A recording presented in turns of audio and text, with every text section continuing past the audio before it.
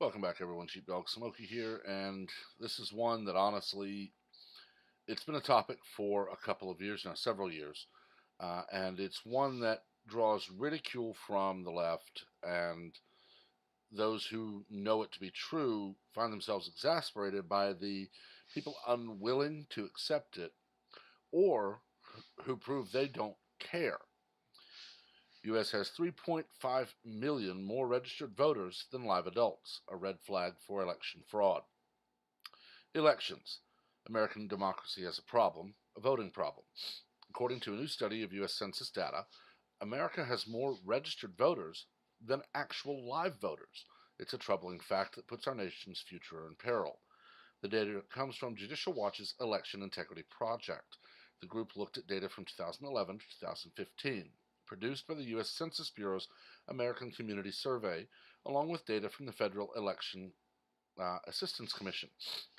As reported by the National Review's DeRoy Murdoch, who did some number scrunching of his own, some 3.5 million more people are registered to vote in the U.S. than are alive among America's adult citizens. Such staggering inaccuracy is an engraved invitation to voter fraud. Murdoch counted Judicial Watch's state-by-state tally and found that 462 counties had a registration rate exceeding 100% of all eligible voters.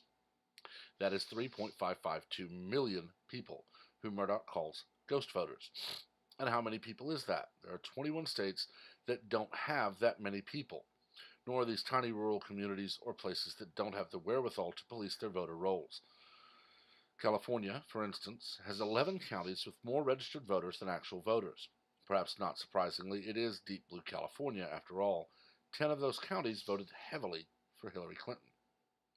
Los Angeles County, whose more than 10 million people make it the nation's most populous county, had 12% more registered voters than live ones, some 707,475 votes. It's a huge number of possible votes in an election.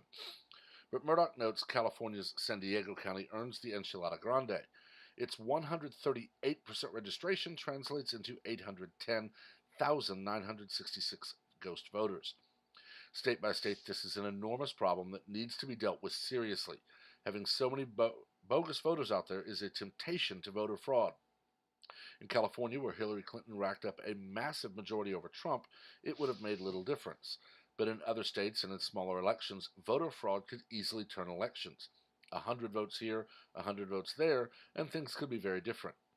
As a Wikipedia list of close elections shows, since just 2000, there have been literally dozens of elections at the state, local, and federal level decided by 100 votes or fewer. And in at least two nationally important elections in recent memory, the outcome was decided by a paper-thin margin. In 2000, President Bush beat environmental activist and former Vice President Al Gore by just 538 votes. Senator Al Franken, the Minnesota Democrat, won his seat by beating incumbent Senator Norm Coleman in 2008. Coleman initially was declared the winner the day after the election with a 726 vote lead over Franken. But after a controversial series of recounts and ballot disqualifications, Franken emerged weeks later with a 225-seat victory. Franken's win was enormous since it gave Democrats filibuster-proof control of the Senate. So yes, small vote totals matter. We're not saying here that Franken cheated, nor for that matter that Bush did, but small numbers can have an enormous impact on our nation's governance. The 3.5 million possible fraudulent ballots that exist are a problem that deserves serious, immediate attention. Nothing really hinges on it, of course, except the integrity and honesty of our democratic elections. If you'll remember, Hillary Clinton won by less than a million votes, popularly. We have 3.5 million more voters registered than we have adults eligible to vote. Why then is the Democratic side of Congress so adamant that we not ask the question on the U.S. Census next year of are you or are you not a U.S. citizen? Remember, as I've said before, the census is not brown shirt wearing jackbooted thugs kicking in your door and demanding papers. The majority of it is done via telephone or via mail. The few people that actually go out and do this live are in very rural counties where it's actually easier to send someone out than to depend on U.S. mail or getting a valid phone number. Uh, if Democrats are so worried about election integrity, why would they not want to know exactly how many eligible voters we have, that being American citizens at or above the age of 21 who are still alive? The problem comes in when we look at states like California or Illinois, where they have what is called motor voter laws. As soon as you are given a driver's license, you're instantly registered to vote. The problem is compounded when we look at states like California or Illinois, where illegal aliens are given driver's licenses and, thus, under the motor voter law, instantly registered to vote. Of course, California liberals will say this is not for federal elections. They won't do that. But they live here and they work here, so they deserve a say in local elections. But we do know that California has legalized ballot harvesting. We do know that this was tried in Florida under Brenda Snipes, where she was having people call voters to have them come sign their absentee ballots after the election had been closed, which is illegal, by the way.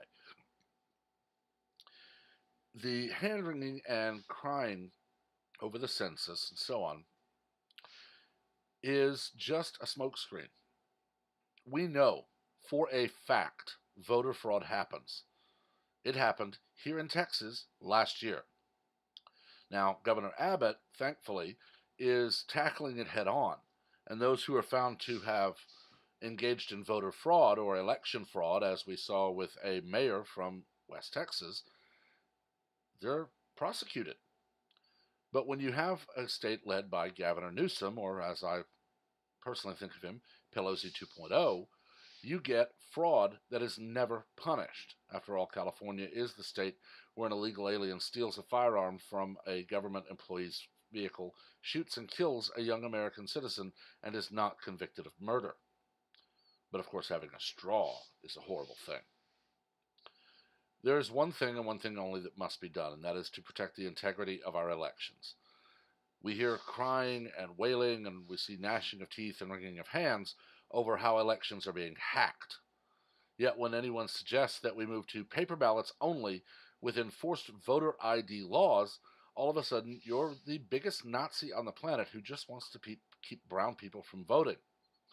I can tell you, personally, having worked on an election as a polling place judge here in North Texas, even when I was asking for ID, I simply glanced at it, made sure it was the person that was standing in front of me, and if that name appeared on the rolls, I did not question them. I wasn't saying, are you really this person? Did you really register? Did you steal the ID and replace the picture? Wasn't doing any of that.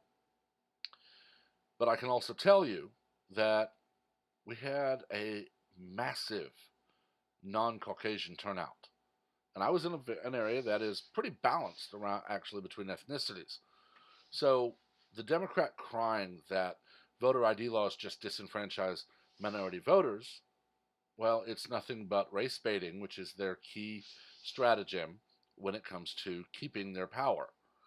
If we actually held the census properly and were able to concretely prove that Los Angeles and San Diego counties make up over 1.5 million voters that are not allowed, all of a sudden California may have to actually obey the law.